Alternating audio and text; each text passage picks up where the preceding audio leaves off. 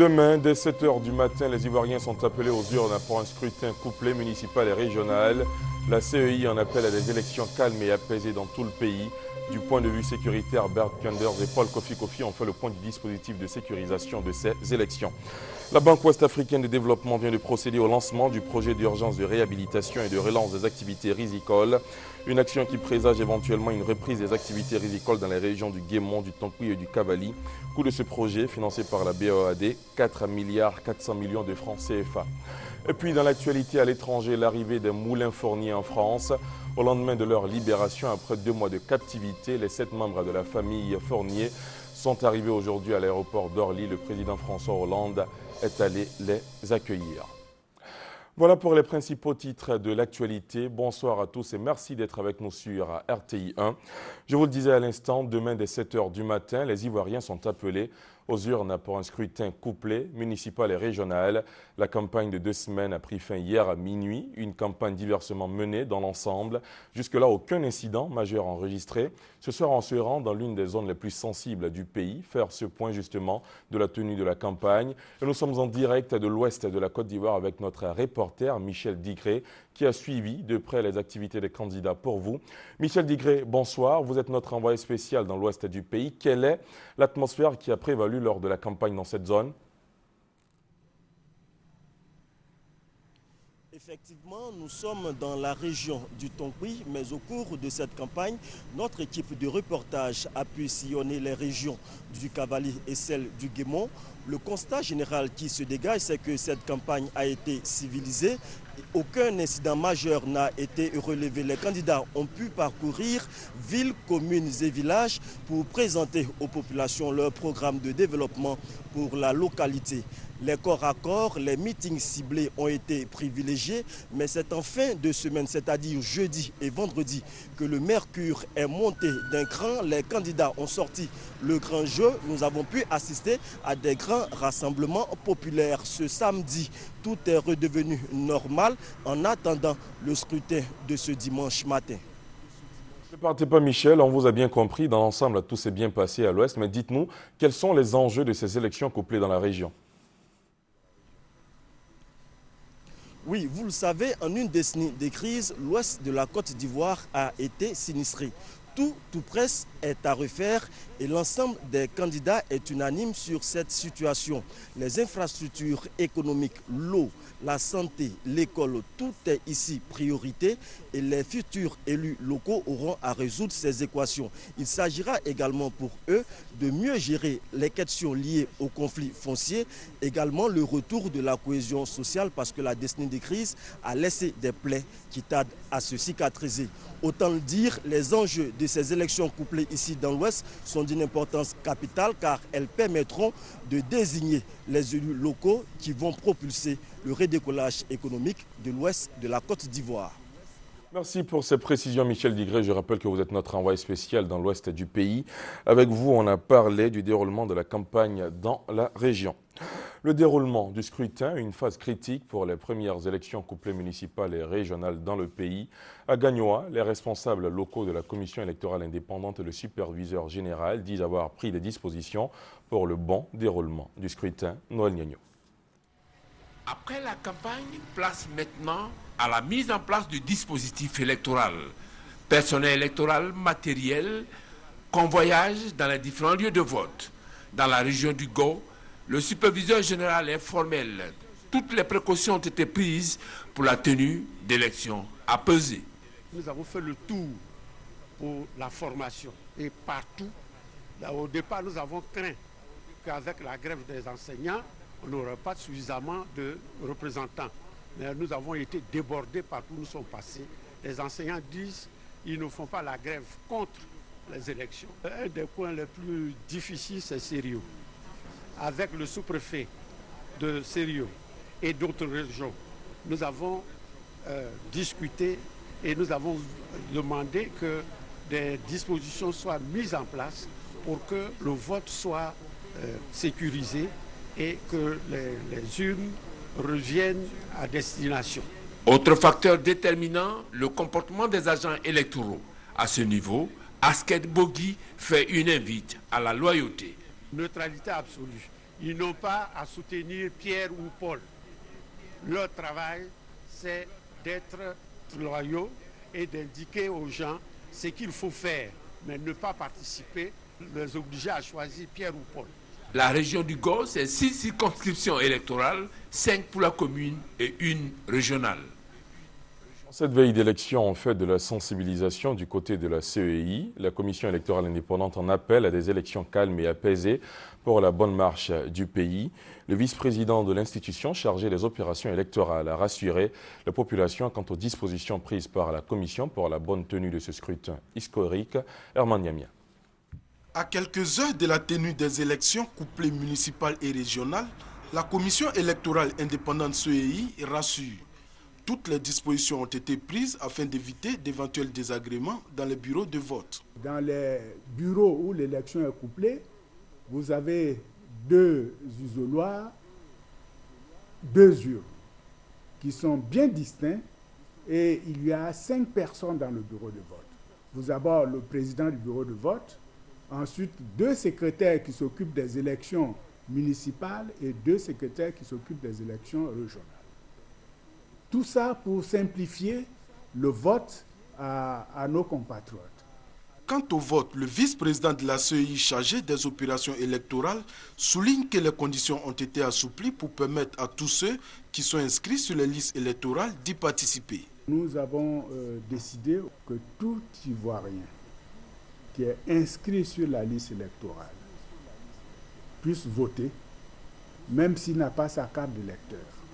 Il suffit qu'il se présente dans son bureau de vote, qu'il présente une pièce d'identité, ça peut être sa carte nationale d'identité, la nouvelle s'il a, ça peut être la carte nationale d'identité verte ou ça peut être une attestation d'identité. Les résultats de ces élections seront publiés à partir du lundi 22 avril. Tel que nous sommes organisés, nous sommes tout à fait capables de commencer à donner des résultats le dimanche nuit. Mais nous ne le ferons pas. Nous attendrons lundi parce que il ne faut pas donner des chiffres et puis après on va se rendre compte qu'on s'est trompé de 1 ou 2 points. Il faut prendre le temps de faire une bonne compilation parce que quand la commission électorale donne un résultat, ça doit être un résultat sur lequel on ne revient pas. Après la publication des résultats et la transmission des dossiers à la Cour suprême, la Chambre administrative de la Cour suprême ouvrira ses portes pour les éventuels recours. Après le vice-président, je vous propose d'écouter maintenant le président de la Commission électorale indépendante. Youssouf Bakayoko, dans une déclaration faite ce samedi, insiste sur l'importance du calme qui doit prévaloir demain lors du vote. Le compte-rendu est signé Francis Boifo. C'est terminé la campagne électorale. Place au vote ce dimanche 21 avril. Le président de la Commission électorale indépendante CEI fait le point des 15 jours de campagne. La campagne électorale, il convient de le constater, s'est passée dans des conditions satisfaisantes dans l'ensemble. C'est dire que nos appels répétés à l'apaisement et à une campagne électorale civilisée ont été entendus. Je voudrais appeler les candidats à maintenir un climat apaisé durant ces dernières heures afin de rassurer les électeurs et leur permettre d'aller voter dimanche avec sérénité. Pour sa part, la Commission électorale indépendante assure les électeurs qu'elle a tout mis en œuvre avec le concours des forces de sécurité nationales et des forces impartiales pour y parvenir. Youssouf Bakayoko invite les candidats à faire preuve de responsabilité et de civisme le jour du scrutin. C'est dans le même esprit que la Commission électorale indépendante a mis à la disposition des candidats des spécimens de bulletins de vote à l'effet de leur permettre d'instruire les électeurs sur la manière de voter. Ce spécimen comporte quelques différences au demeurant non substantielles par rapport au bulletin définitif dans l'unique but de juguler la fraude et de renforcer davantage la sécurisation du vote. Je vous exhorte à encadrer vos militants, à les encourager à se rendre massivement aux urnes pour y accomplir leurs devoirs civiques dans l'ordre et la discipline. La Commission électorale indépendante recommande à chacun, candidat, organe de presse, de s'abstenir de donner des résultats par quelque moyen que ce soit avant elle. Le président de la CEI appelle les Ivoiriens à se mobiliser pour la réussite de ces élections régionales et municipales. Car, ajoute-t-il, ces élections permettront d'achever le processus de normalisation institutionnelle, de consolider la reprise économique et la réconciliation nationale. Des élections apaisées passent certainement par un dispositif sécuritaire efficace et rassurant. Quel sera le visage du dispositif prévu pour sécuriser les échéances couplées de demain? La question a été posée à Paul Kofi Kofi, ministre ivoirien délégué à la Défense. Le point avec Francis Boifo. Toutes les frontières ivoiriennes, les villes et villages sont sous haute surveillance. Les bureaux de vote le seront ce dimanche matin, rassure le ministre auprès du président de la République chargé de la Défense, Paul Kofi Kofi. Il s'agit de déployer environ 30 000 hommes. Ils seront positionnés au niveau des lieux et des bureaux de vote, mais aussi au niveau des postes d'observation que nous mettons en place sur l'ensemble du territoire.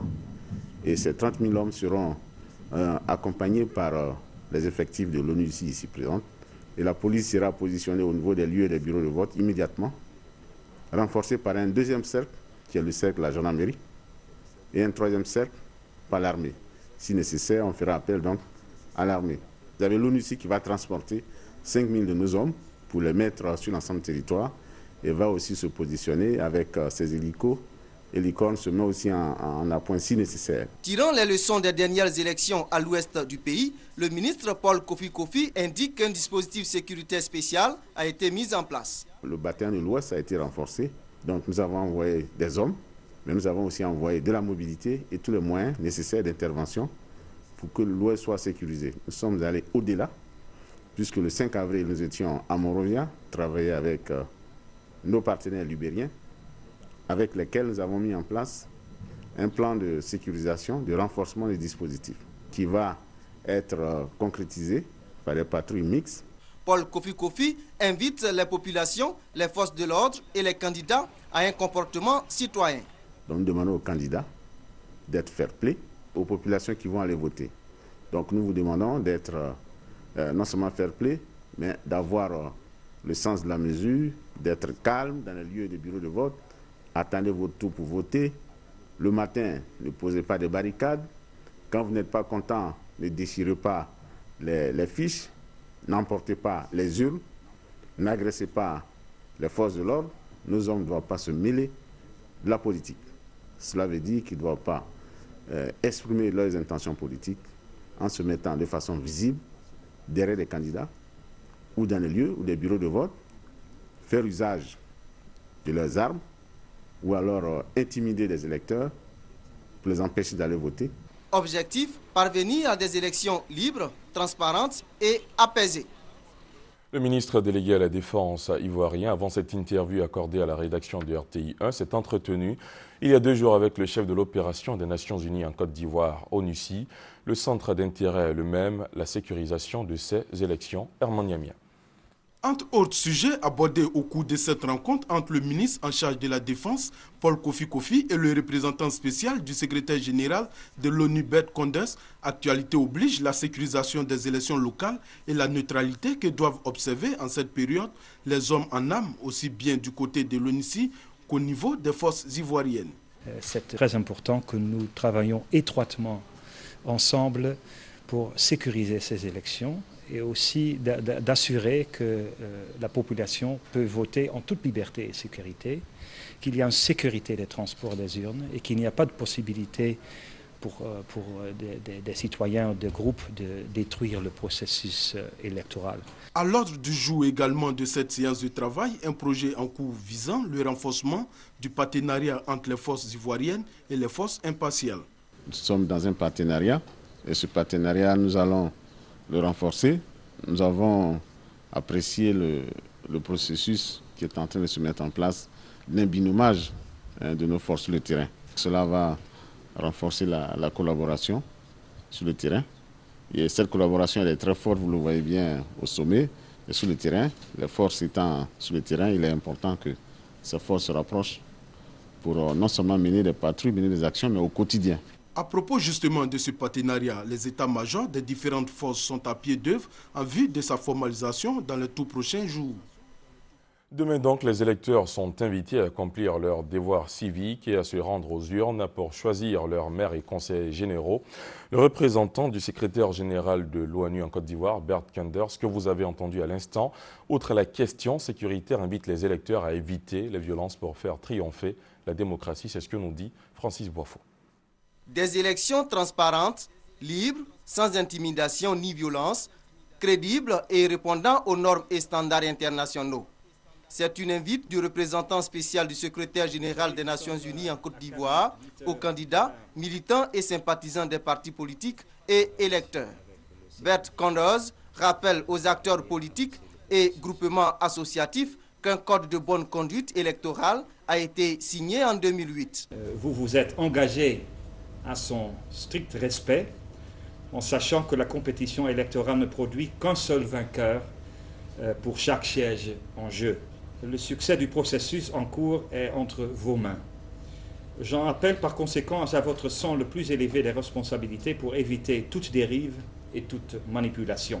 Respectez, je vous prie, le choix des électeurs ainsi que l'état de droit en adressant pacifiquement vos contestations éventuelles aux juridictions compétentes.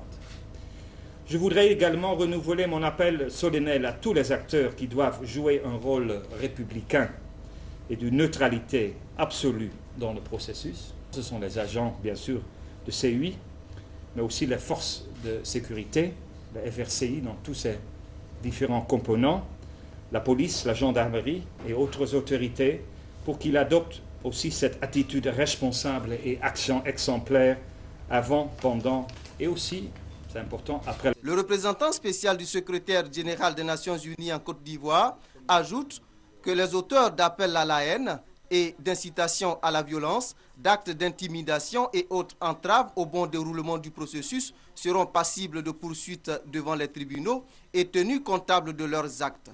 Il invite les électeurs à voter massivement ce dimanche 21 avril dans un climat apaisé. Ces élections couplées dans la région du Lodibois mettront en compétition 4 candidats pour les régionales et une dizaine pour la municipale. Le préfet de région, satisfait du bon déroulement de la campagne, en appelle à la responsabilité de tous pour la réussite de ce scrutin. Noël Niagno. La région Lodibois, entendez éléphant-panthère en langue nationale, 2 animaux de référence de la forêt. Le nouveau découpage administratif ivoirien en a fait un couple. Premier test de bonne cohabitation, la régionale. 4 de ses fils sont en compétition, 2 partisans, 2 indépendants. Pour les municipales, la région du Lodibois a mis en compétition une dizaine de ses fils. Malgré l'étendue de la région et sa densité, 2e région peuplée après Soubré, la campagne s'est déroulée dans le calme. L'appel du préfet de région a été entendu. Depuis le 5 avril, date à laquelle nous avons tenu la réunion avec les candidats jusqu'à ce jour, on nous a rapporté aucun incident majeur. Et nous avons aussi rappelé qu'il s'agit des élections proportionnelles. Ça veut dire que toutes les listes candidates vont faire partie soit du conseil régional ou du conseil municipal. Et que par conséquent, il faut éviter des mots déplacés qui vont rendre la cohabitation demain difficile. La phase cruciale est pour demain, 21 avril. Là aussi, Bandro appelle électeurs, candidats, citoyens lambda à plus de responsabilités. Quand on aspire à diriger un conseil général ou un conseil municipal, c'est qu'on a à l'idée l'intérêt des populations que nous voulons diriger. Et c'est pourquoi il faut qu'on se souvienne que quand on participe à une élection, soit on peut gagner, soit on peut perdre. Et c'est pourquoi je leur demande de faire en sorte qu'après ces élections, il n'y ait pas de tension. La région du Lodibois, 3 départements d'Ivo, Lakota, Guitry, 677 bureaux de vote pour 176 000 électeurs. En cette veille d'élection couplée, la Cour suprême vient de disposer de sa salle d'audience. C'est un plus pour les échéances de demain, quand on sait que la Chambre constitutive de l'institution a en charge le règlement du contentieux électoral administratif. D'ailleurs, quelle est la procédure à suivre pour contester les résultats d'une élection et dans quel délai? Les éléments de réponse avec Gabriel Zani. La salle d'audience de la chambre administrative de la Cour suprême est désormais logée au 15e étage de cet immeuble situé non loin de l'ancien marché du plateau. Dans cette salle vont bientôt siéger les magistrats et conseillers pour départager les candidats opposés dans des litiges électoraux. Le président de la chambre administrative définit ici les procédures de contestation ou de défense des résultats des élections municipales et régionales. Les personnes qui contestent les résultats ont un délai de 5 jours pour porter leur réclamation devant la CEI. La CEI va recueillir tous les éléments relatifs au dossier. La CEI va informer les personnes dont l'élection est contestée pour que ces personnes puissent présenter des observations et dans un délai de 15 jours. Au terme de ce délai de 15 jours, la CEI transfère l'entièreté du dossier à la Chambre administrative. En tant que juge électoral, la Chambre administrative de la Cour suprême dispose de 30 jours pour trancher en cas de contentieux électoral. Elle peut annuler ou confirmer les résultats d'une élection au regard des preuves fournies par les parties en cause. Outre la gestion de la question des contentieux électoraux, posséder une salle d'audience pour une juridiction telle que la Chambre administrative de la Cour suprême constitue un véritable gain. Avec cette salle d'audience, la Chambre administrative va statuer in situ. La Chambre administrative gagne en temps, elle gagne en efficacité. Cette efficacité, la Chambre administrative en aura besoin pour faire face aux passions de plus en plus vives que suscitent les élections des organes des collectivités territoriales. En 2001, pour les conseillers municipaux, 103 requêtes contre 28 requêtes en 2002 pour les conseillers généraux ont été examinées. J'en viens à cette dimension pour le moins surnaturelle des élections. À en croire nos reporters Amadou Ouattara et Kwadio Kwame, il n'est pas rare de voir à Bouaké des candidats ou leurs soutiens avoir recours à des pratiques occultes pour brouiller les cartes de leurs adversaires. L'occultisme serait-elle une arme pour se faire élire? Enquête. Vu de l'esprit ou croyance aux pratiques occultes. En tout cas, plusieurs pratiques visibles ou invisibles sont l'objet d'échanges en cette période de campagne électorale.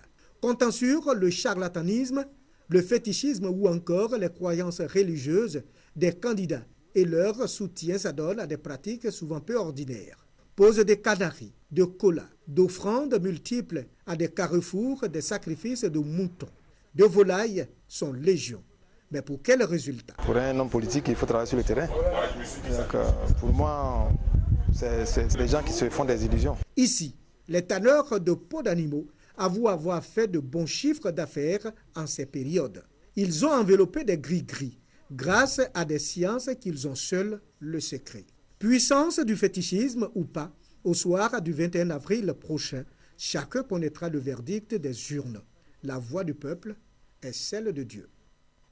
Le NDI, National Democratic Institute, appelle les candidats au respect du code de bonne conduite. Souvenez-vous, le NDI, avec le soutien des organisations de la société civile, a initié, depuis avril 2008, le monitoring du code de bonne conduite. Les explications de Sandrine Opra et Landry Pono. Encourager les partis politiques et les candidats à avoir un comportement citoyen afin de créer un climat apaisé, démocratique pour permettre aux populations d'aller voter paisiblement, c'est l'essentiel du code de bonne conduite. Le code de bonne conduite des partis politiques, des groupements et forces politiques, c'est un document qui a été signé en 2008 par tous les partis politiques ivoiriens. Et ça se résume en 21 articles, en 3 parties, ce que les partis politiques s'interdisent de faire, ce qu'ils s'engagent à faire et le rôle de la commission électorale indépendante. Suite à des observations depuis le 2 avril 2013, le National Democratic Institute, NDI, ressort des violations dans certaines localités. Face au non-respect du code de bonne conduite, l'Observatoire national lance un appel à l'apaisement. Premièrement, aux partis politiques et candidats, sensibiliser leurs militants pour des élections pacifiques et démocratiques. Accepter les résultats des urnes du 21 avril 2013. Recourir aux voies légales en cas de contestation des résultats. À la commission électorale indépendante. Interpeller directement les candidats qui violent le code de bonne conduite en les rappelant à l'ordre, conformément à l'article 15 du code de bonne conduite. Respecter les horaires d'ouverture et de fermeture des différents bureaux de vote le 21 avril 2013. Remplir pleinement ses missions de façon impartiale et démocratique. Créé en 1983, le National Democratic Institute a pour mission de faire avancer la démocratie. Il est installé en Côte d'Ivoire depuis 2007. Après le chapitre des élections, on parle maintenant de réconciliation. La Commission Dialogue Vérité et Réconciliation a procédé à l'installation de plusieurs plateformes d'organisation de la société civile dans les communes d'Abobo et Yopougon. Témoin de ces installations, Aimé Kouadio. Commune d'Abobo. Le passage de la crise post-électorale a laissé des séquelles dans les cœurs d'une frange de la population. Pour panser les plaies et désarmer les cœurs, la Commission Dialogue Vérité et Réconciliation CDVR propose une thérapie. La plateforme des organisations de la société civile. Son rôle est d'aider les habitants à s'ouvrir à la manifestation de la vérité pour une réconciliation vraie. La société civile est partie prenante. C'est ce segment de la société qui va pouvoir toucher les populations, penser les plaies, les écouter. Mais vous savez que c'est un processus. Ça ne va pas se faire d'un claquement de doigts. Dans un premier temps, nous allons faire la sensibilisation. Nous allons faire des porte-à-porte. Nous allons rencontrer les différentes personnes qui ont été touchées. Nous allons chercher aussi des témoins qui étaient là pendant la crise. Et puis après, on va essayer de mettre nos stratégies pour pouvoir travailler avec cette population. Les habitants saluent l'initiative. Ils comptent sur les membres de la plateforme pour retrouver la cohésion sociale. La plateforme en elle-même, moi je souhaiterais que franchement, qu'elle nous apporte ce à quoi nous nous attendons véritablement, que les fils et les filles de ce pays-là se parlent concrètement à quoi ils ouvrent pour qu'à partir de cet instant-là, franchement, que nous ayons la paix. Après Abobo, cap sur Yopougon, la Commission Dialogue, Vérité et Réconciliation CDVR installe d'autres organisations de la société civile. Il est depuis jeudi aux États-Unis. Daniel Kablan-Duncan a participé aux réunions de printemps de la Banque mondiale et du Fonds monétaire international FMI. Daniel Kablan-Duncan a profité pour partager avec les responsables des institutions de Bretton Woods les perspectives nouvelles de l'économie ivoirienne, engagée résolument dans une dynamique de croissance depuis l'atteinte du point d'achèvement de l'initiative PPTE.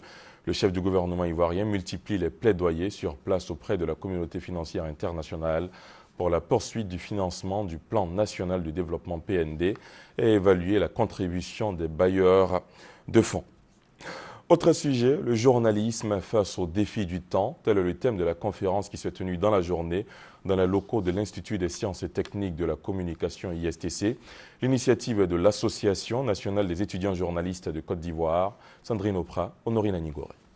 La presse en Côte d'Ivoire a besoin de redorer son blason. Cela passe nécessairement par la formation, une formation de qualité des journalistes. Mieux, une formation complète des étudiants journalistes qui en assureront l'avenir. C'est à juste titre que l'Association nationale des journalistes de Côte d'Ivoire, ANEJCI, a organisé une conférence autour du thème « Le journalisme face aux défis du temps ». Deux panélistes se sont attelés à répondre à cette problématique, l'un sur l'éthique des médias et l'autre sur l'insertion socio-professionnelle des étudiants. J'ai essayé d'encourager les étudiants à réfléchir sur la nécessité de la transparence directement par le journaliste. Est-ce qu'il est honnête avec lui-même? Est-ce qu'il est honnête avec ce qu'il dit?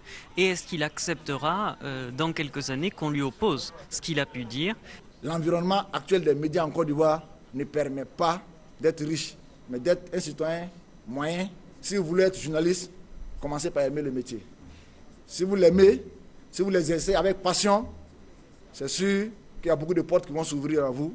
Lorsque l'environnement va se développer, et puis il y a beaucoup de télévisions, des chaînes concurrentes, donc il y a de l'espoir. Il s'en est aussi suivi des échanges avec les étudiants présents et certains invités, notamment Samba Kone, journaliste consultant. L'Association nationale des étudiants journalistes de Côte d'Ivoire, ANEJCI, a été créée en 2012 et a pour vision d'organiser les étudiants en journalisme tout en participant à leur formation.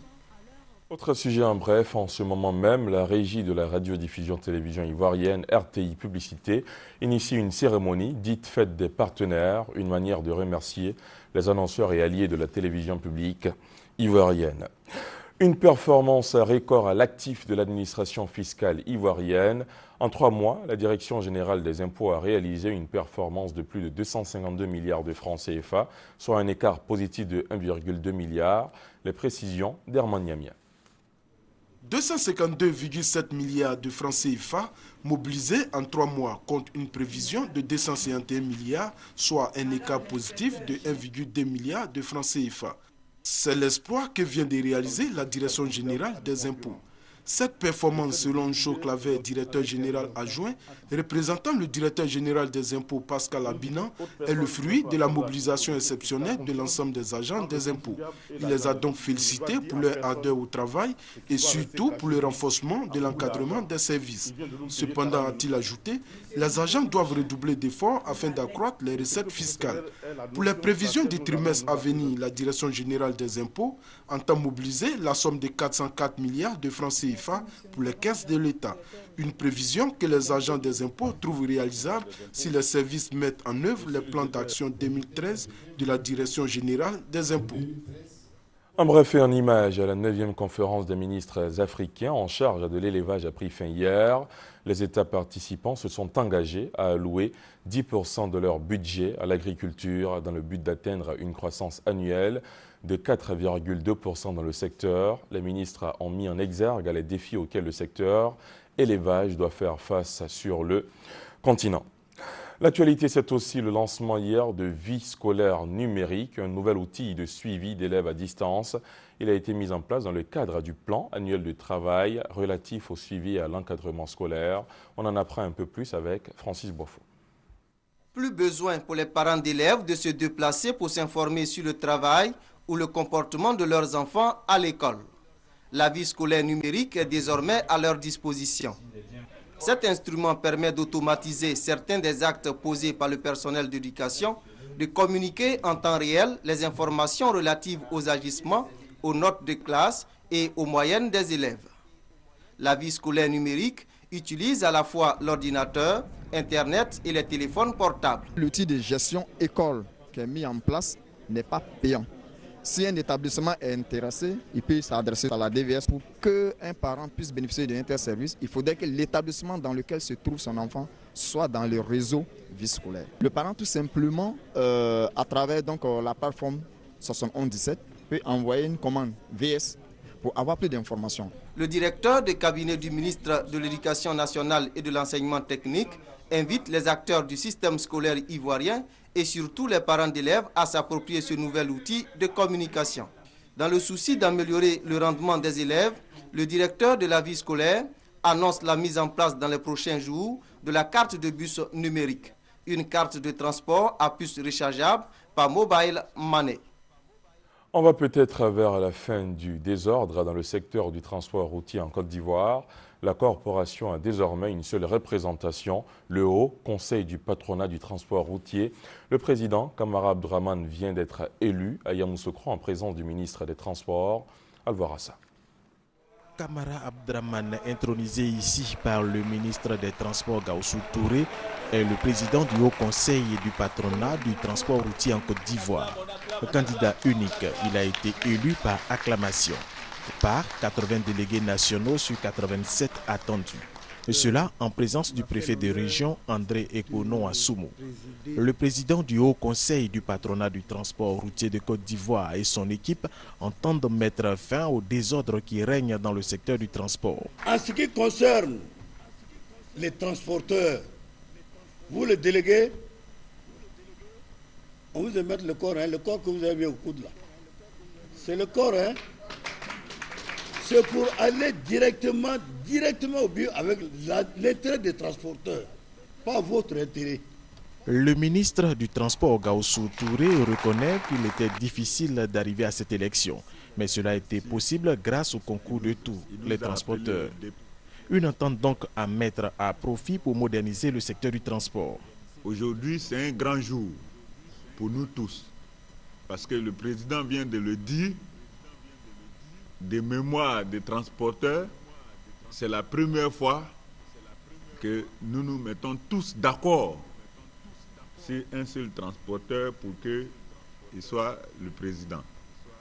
Sinon, quand on parle d'élection du président des transporteurs, tout le monde tremble, parce qu'on ne sait jamais comment ça va se passer. Des hommes d'affaires ivoiriens de renom du secteur du transport routier, Nsikan Kwame Konon, Diaby Mamadou, Nda Antoine, Souleymane Fofana et bien d'autres étaient présents lors de cette élection et ont promis soutenir le président du Haut Conseil du patronat du transport routier de Côte d'Ivoire pour qu'il mène à bien sa mission. Je vous le disais en titre, la Banque ouest-africaine de développement vient de procéder au lancement du projet d'urgence de réhabilitation et de relance des activités rizicoles. Une action qui présage éventuellement une reprise des activités rizicoles dans les régions du Guémont, du Tonkoui et du Cavali. Coût de ce projet, financé par la BOAD, 4,4 milliards de francs CFA, nous dit Honorine Kakou Anigori. Ce projet d'urgence de réhabilitation et de relance des activités rizicoles dans les régions du Tonkoui, du Guémont et du Cavali consiste à la relance de la production rizicole sur 3000 hectares de bas-fonds, dont 1000 hectares sont à réhabiliter. Il vise aussi à valoriser la production des céréales locales grâce à l'installation de 31 unités de transformation de riz et de 3 unités pilotes de fabrication de farine infantile à base de céréales et la mise en œuvre des actions d'accompagnement et d'appui institutionnel. Ce projet fait suite à la crise post-électorale où 2 directeurs généraux sont venus sur le terrain et ont constaté que les populations qui s'étaient déplacées avaient tout perdu. Leur récolte avait été pillée, leur plantation dégradée, donc il fallait leur venir en appui pour le second cycle afin de leur permettre d'abord de reconstituer une réserve alimentaire pour leur famille, mais aussi de relancer l'activité rizicole qui était interrompue à cause de la crise. La Côte d'Ivoire aspire à l'autosuffisance en riz à l'horizon 2016. Et cet objectif ne peut être atteint sans la contribution de la grande région de l'Ouest.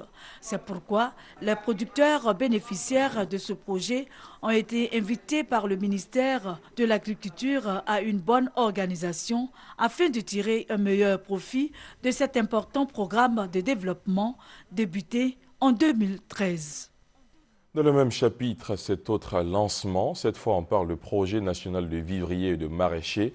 Ce projet de l'Agence d'études et de promotion de l'emploi, en partenariat avec l'ONG Jeunes au Travail, vient répondre aux problèmes de chômage des jeunes des zones rurales. Grâce Kando, Gabriel Zani.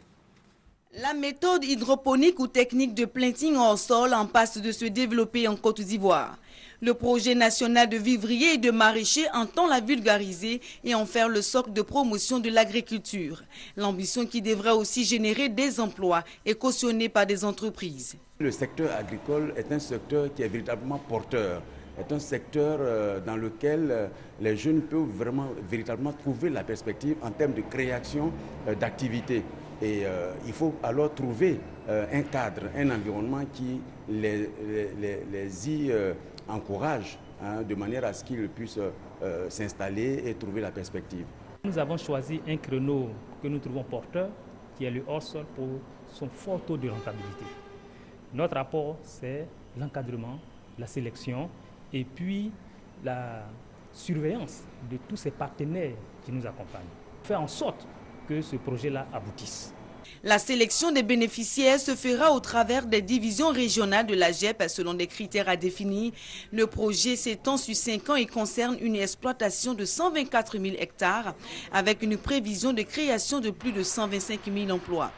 Il sera installé progressivement dans toutes les régions de la Côte d'Ivoire.